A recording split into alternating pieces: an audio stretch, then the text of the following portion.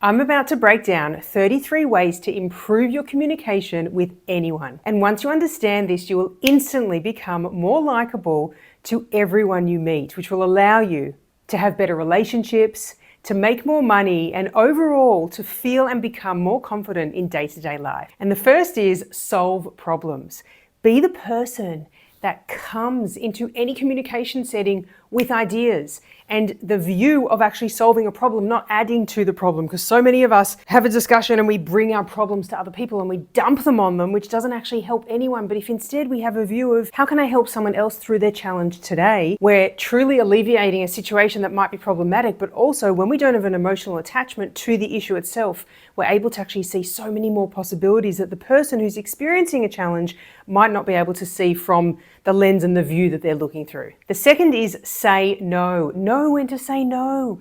We live in a world where too many people say yes. We want people to like us so much that we're so afraid of putting our foot down and actually saying no. But if we do something, when we feel obliged, we bring an obligation energy into it. If our heart isn't in it, people can tell. So it takes confidence, but find the courage to say no, because that means that all of the yeses that you do take part in, you'll be there 110%. Number 3 is to connect with your truth.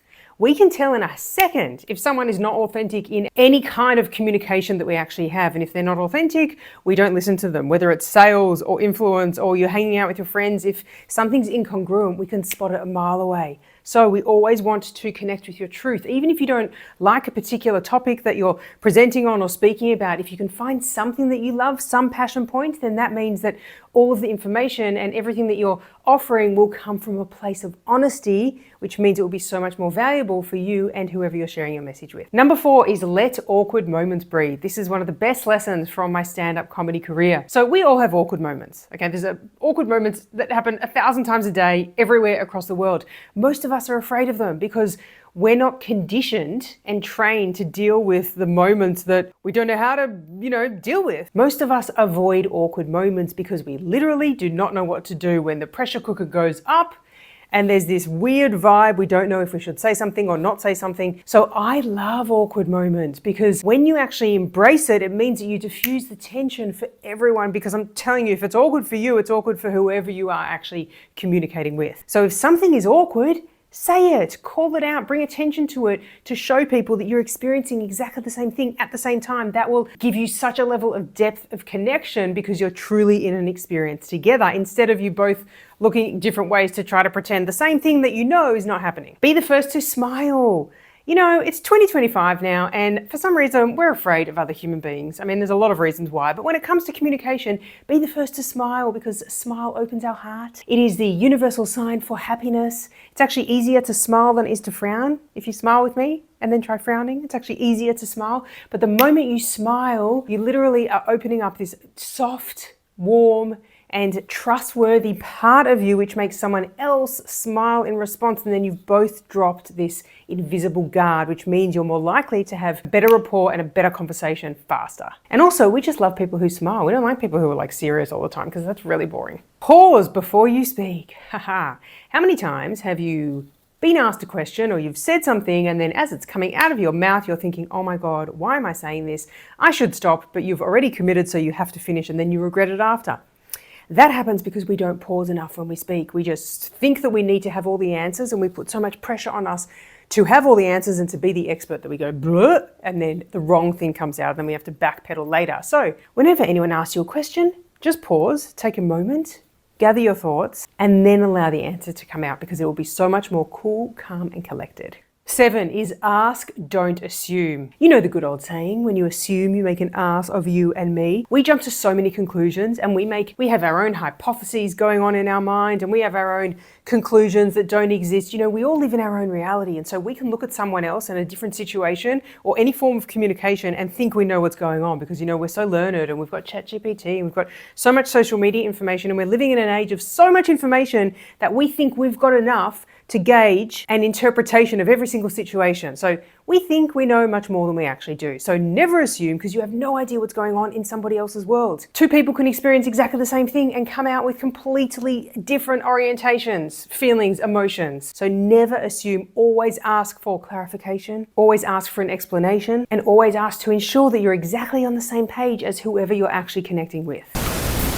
Know when to be quiet. My list is so long, I can't even see what I've written. Okay, cool, awesome. So we process things differently, we interpret things differently, but because we're living in an age of 3-second TikTok attention spans, we assume that if someone doesn't give us an instant response, then that means it's bad. So we need to know when to be quiet ourselves and when to allow somebody else to be quiet, because we might say something and someone else is thinking about how that can fit in their life or their business, or they're thinking about how much money they have to invest in it or whatever it is. But if we jump to a conclusion, oh my God, they don't like it, or I didn't get an instant response, so this is going pear-shaped, then we've just misread the entire situation. So know when to be quiet to allow someone else to digest whatever the conversation is that you're having. Use humor to diffuse tension. Humor is the fastest and quickest way to diffuse any tension in any situation. I'm sure you can connect with a scenario where you've had a huge fight with a family member and then all of a sudden something really stupid just made you laugh and you both just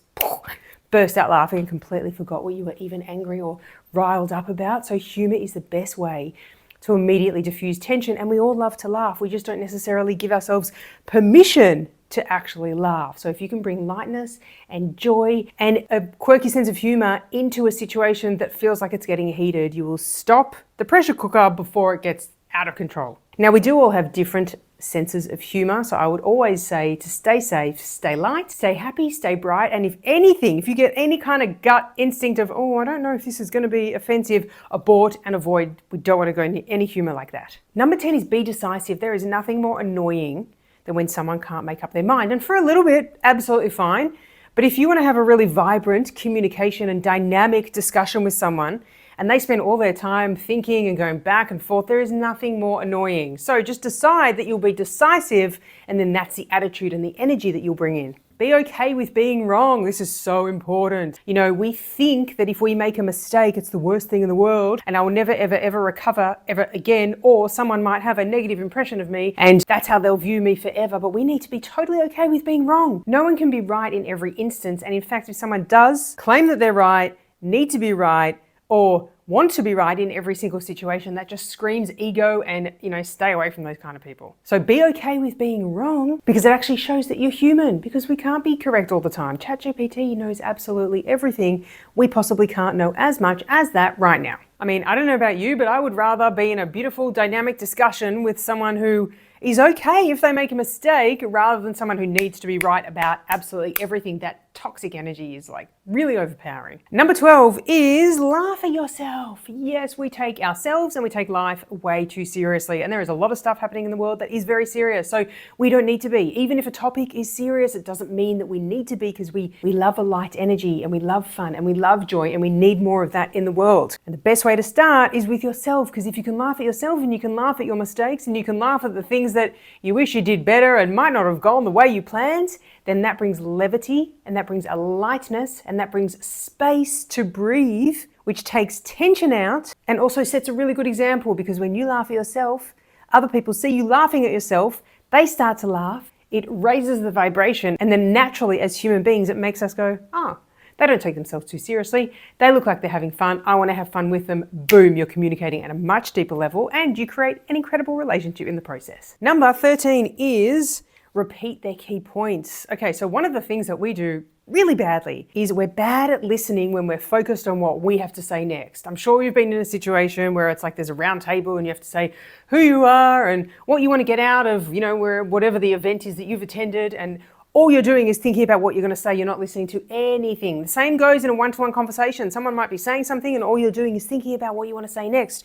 So we need to, in order to be able to be truly present, one really great tactic is to make sure that you're repeating their key points. Because if you're listening so intently, actively listening, to be able to repeat what the other person is saying, it means that you can't be stuck in your own head thinking about what you're going to say, and you have to be in the present moment.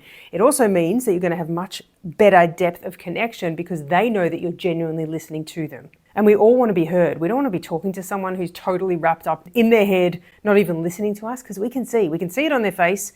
We can see it when they respond to us, and that's just a turn off, and that's a surefire way to actually destroy communication. Next, number 14 is to have a friendly resting face. So we know what kind of resting faces we can have, which I'm not going to say in this video because I'm not using any swear words. So we want to make sure that even if we're concentrating, we just every so often you just smile. If you're not saying anything but you're listening to someone else, whether it's a speaker or you're in the boardroom or it's a one-to-one discussion, sometimes we can focus so much that we squash our eyebrows and we squash our eyes and everything gets squished and it looks like we're really tense, but we might just be concentrating. So in order to avoid someone else misinterpreting our non-verbal cues, because if you're talking to someone and they're sitting there like this, of course you're going to go, they're not really enjoying this. So every so often, you just want to smile. The moment you're concentrating and listening, if you just smile, it just means that every so often you're just going to reset your resting face and bring it back to a neutral position. Next, number 15 is I don't know. Yes, embrace the I don't know. Learn to love saying I don't know. When someone pretends that they're the expert and has to be the expert and comes in saying that they know everything and they have all the answers, I say run a million miles away. I love people that totally own, you know what, I don't know. Great point. Amazing question. I don't have the answer, but let me come back to you. That is a much better response than trying to just pretend you know, say the wrong thing, and then everyone knows that there was absolutely no truth to it. So learn to love saying, do you know what?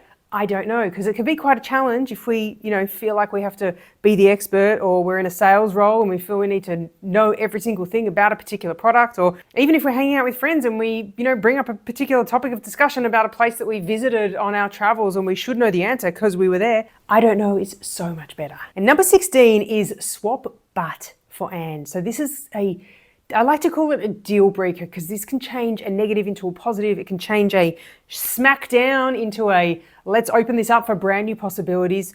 Anytime you want to say but, if you turn that into an and, you're taking something from what is possibly a very short negative conversation that's going to stop into a realm of new possibilities. So a really simple example, let's say you ask me about a restaurant that I went to on the weekend. And first up, I'll use but, and then I'll use and. So I'll say it's a great restaurant, and then I'll say it's dark inside. Okay, so let's say I said, look, it's a great restaurant, but it's really dark inside. Sounds like there's a problem with it being dark. What if I said, look, it's a great restaurant and it's really dark inside? Sounds a little bit more mysterious. Or let's say I went on a date with someone and you asked me how it was. And I'm going to use and instead of but, and I'm going to say that they've got a lot of interesting traits and qualities. So you say, how's the date? And I'll say, it was really enjoyable, but they had a lot of interesting traits and qualities. Versus and, how's the day? You say, and I say, using and, it was really great, and they had a lot of interesting traits and qualities. So can you see how it just changes the direction of where the whole conversation is headed? And it actually makes you more open-minded in the process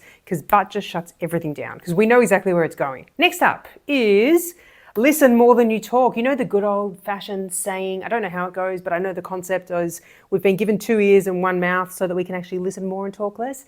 This is true. So if you focus on always listening more than you're talking, you're never going to overpower whoever it is that you're communicating with, and you're always going to make sure that you're actively listening, and which comes back to the point of repeat their key points.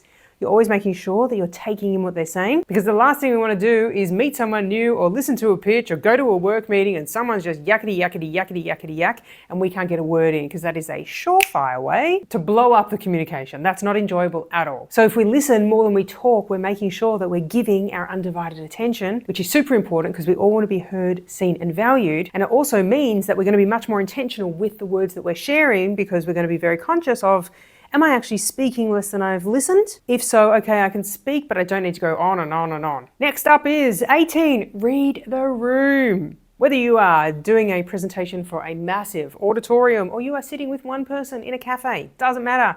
Read the room means have a look at what's going on. Don't just come in with your own agenda, your own intentions, your own goals, and not actually assess the landscape of who am I presenting to, who am I sharing this message with, what's the energy like, how receptive are they, what's the tone of the conversation. We need to take all of these elements into mind when we're communicating so that we actually know how to actually communicate, because the way that we deliver our message is not just about what we want, Communication is always two ways. We need to change, we need to pivot, we need to adapt in order to make sure that we're communicating in the best way for whoever we're actually communicating with. And it changes for every single situation. If I'm speaking to a CEO, it's completely different to a group of school students. Even if the message is the same, the way that I deliver it is going to be different. So we always need to read the room, take a pulse, read the energy, how is this going, and stay connected the whole time so that we're not just doing a monologue of what we have and not actually taking into mind who we're connecting with, because then our message will never land. Next up is ask open-ended questions. Okay, brilliant. The best way to have open, flowing discussions and also make whoever you're communicating with feel super valued is to ask an open-ended question, which means that they have as much space as they want to answer. So instead of saying, have you been to this cafe before, which you'll either get a yes or a no to, you could say, which is your favorite cafe to go to? Okay, that instantly takes someone into their heart, into their imagination, and allows them to actually share as much as they want to share. Let's say you're in a work meeting and you've just done a little pitch.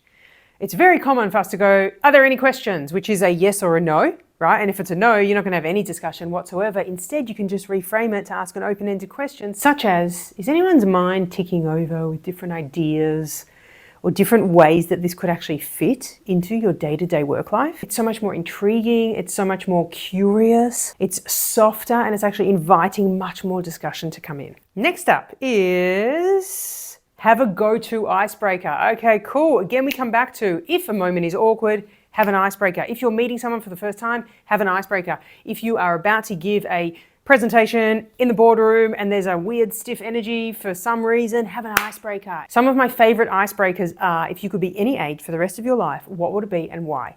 Okay, so this makes people go into either the future or the past and to share a part of themselves with us. It's really cool and an awesome discussion. I also love the icebreaker, what is your spirit animal?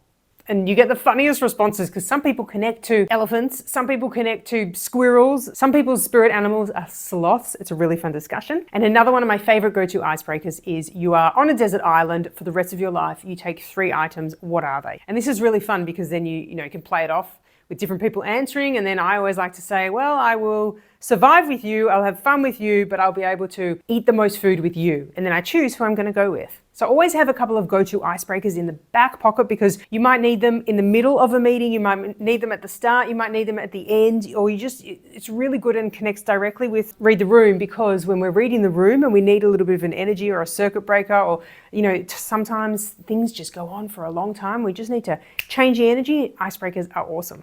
Next up is, again, my list is so long that I can't remember where I was up to. Okay, 21, be curious.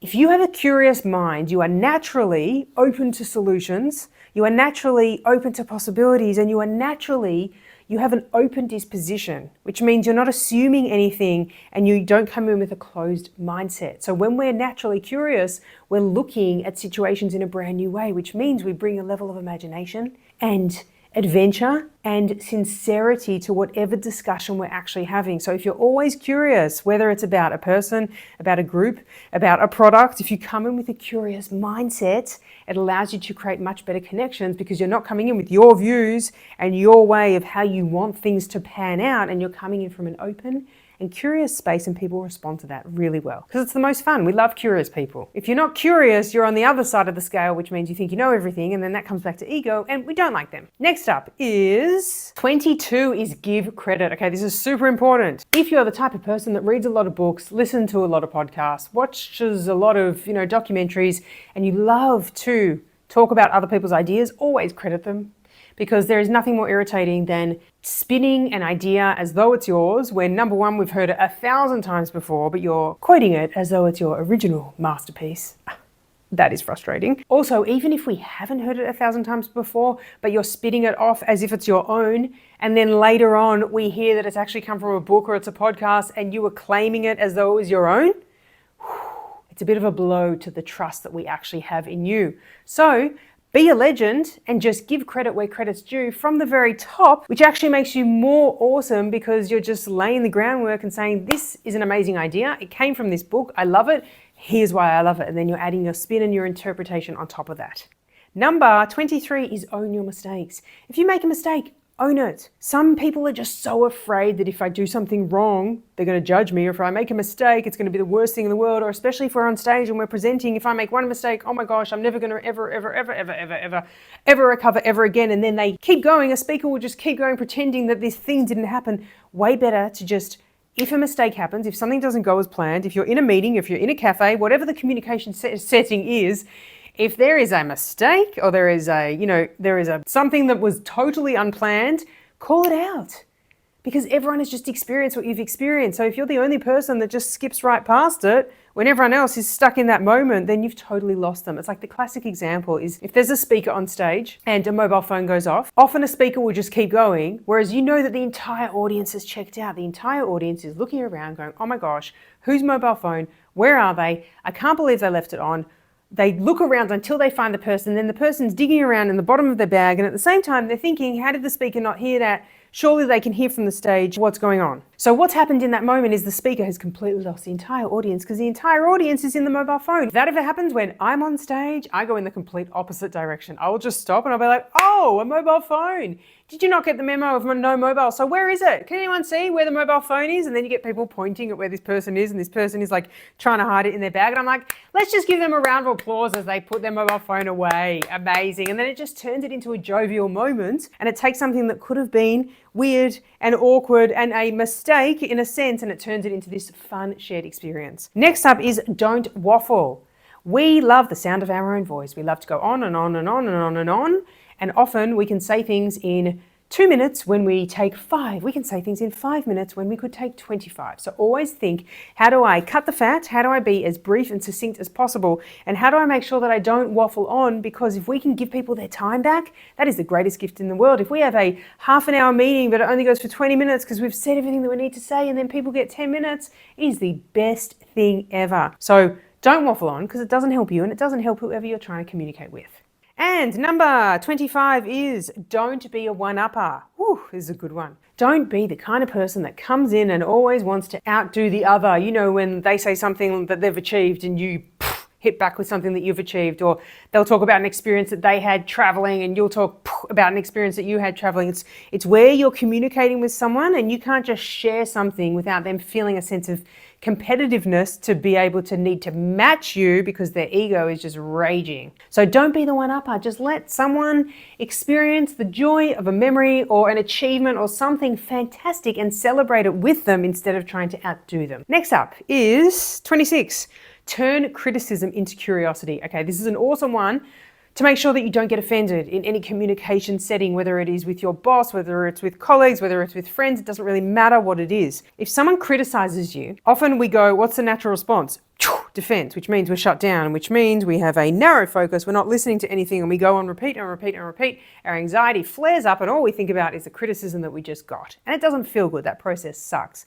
So what I recommend is taking the criticism and turning it, looking at it with a curious lens. So let's say I was given the criticism that I did a presentation at work and it should have been shorter. So I could either respond to that in 2 ways. Why was it so short? It was short. You know, the defense can go, well, it was only 9 minutes. It could have been longer. I didn't have that many slides, but blah, blah, blah, and all of the internal chatter. Or I could be curious and go, how could I make it shorter? I wonder why they actually want it to be shorter.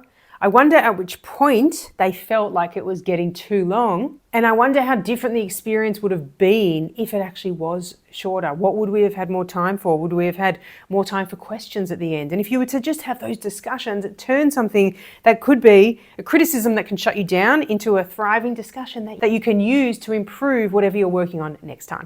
Next up is to 27, call out the elephant in the room. Now, this is very similar to the awkward points that I have discussed, but if something's going on in the room and it's capturing people's attention, or it's awkward, or, you know, the concept of the elephant in the room is where there's this huge thing that everyone's thinking about but no one's speaking about, call it out. Because if it's anything that's going to interfere with the way that you're relating with someone else, you've got to diffuse it so that you can have a true communication experience. Because if there's anything that is distracting you or distracting the person that you're presenting to, or the person that you're speaking with, or the people that you're speaking to, then you're going to lose them. And your message isn't going to land, and you're not going to have a depth of relationship or a true chance to actually connect when there's something else that's swirling through everyone's mind. So it feels awkward and it takes courage, But when you call out the elephant in the room, everyone at the same time goes, oh, I'm so happy they said that. I'm happy I didn't say it. I'm happy they said it, but now we can all relax. Number 28 is take a notepad. And this is mostly applicable if you're on the receiving end of communication, if you are listening to something that someone else is saying.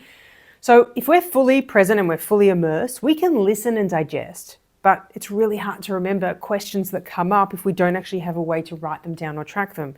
Because if we're super immersed and we're actively listening, and a question pops up, it actually takes a lot of effort to remember it. And in many cases, if we don't write it down, we'll actually forget it, which means we're losing the chance to have an amazing, thriving conversation after with an awesome Q&A. So always take a notepad wherever you go, because something might just pop up in the moment and you don't want it to derail you from what the person is saying or sharing. You just want to write it down, come back to it. For some reason, people think they look really smart if they remember everything, but you know what? We don't remember everything because we don't have amazing memories all the time. And if we're truly present and immersed in a conversation itself, we might get a random idea and then we might lose it forever. You know those moments where you're like, oh, I'll definitely remember that because in the present moment, it feels so important, but then 5 minutes later it's like, I can't remember. So always take a notepad, because your inner genius drops in and drops out and drops in, and you always want to catch it at its best. Next up is add value. This is so important for all forms of communication. If your goal is to always add value, what can I bring? How can I educate this person? Or how can I make them laugh? Or how can I entertain them? Or how can I inform them? Or how can I add value in some way? Then it always means that you're giving, because you don't want to just be in a conversation and in that dynamic where you're just getting, because then there's nothing that you're leaving the other person with. So we want to have a mindset of, how do I add value? How do I add as much value as possible in this interaction, irrespective of what the goal is, whether you're selling something, whether you're trying to pitch something, whether you're assessing a particular situation, it doesn't matter. If you always have a mindset of, how do I add as much value as possible? It means the interaction is going to be so much more vibrant, so much more memorable, and so much more impactful, which is going to add immensely to the level of communication and the relationship that you're actually developing. Because if you're the person that always adds value, people love you. Next up is, 30, be a compliment fairy. You know, not enough people give other people compliments. We are so stuck in our own heads. We're so stuck in our own insecurities and our own anxieties and our own imposter syndrome. And we've got so much stuff that we're swirled up in when it comes to communication that we don't stop enough to actually tell someone else why they're awesome. And it can take a minute, but it can change someone's life. Or it can take 10 seconds and it can just change their entire day. So as much as you can, find things to compliment people about and be the person that brings those compliments to others. And it doesn't even matter what the compliment is about, as long as it comes from an authentic place and you mean it. The fact that you've taken time out of the dynamic and the exchange and your own focus of concentration to tell someone else what you appreciate, what you like, what's awesome, that is the type of thing that can not just change a day, it can actually change a life. Next up, 31 is self-awareness. Yes. The worst thing, I know I've said there's a few worse things, but one of the worst things is having a discussion and opening communication with someone who has no awareness whatsoever of anybody else. And all they do is come in with their own agenda, where they're having a monologue very happily with themselves. And you're just sitting there and you're like, why am I even here? Because you don't need me, you don't need my interaction, you don't need my feedback, you don't need my response, because you clearly know exactly where you want to take this. That's no fun at all, because all communication is two-way communication. In every single moment there is an exchange.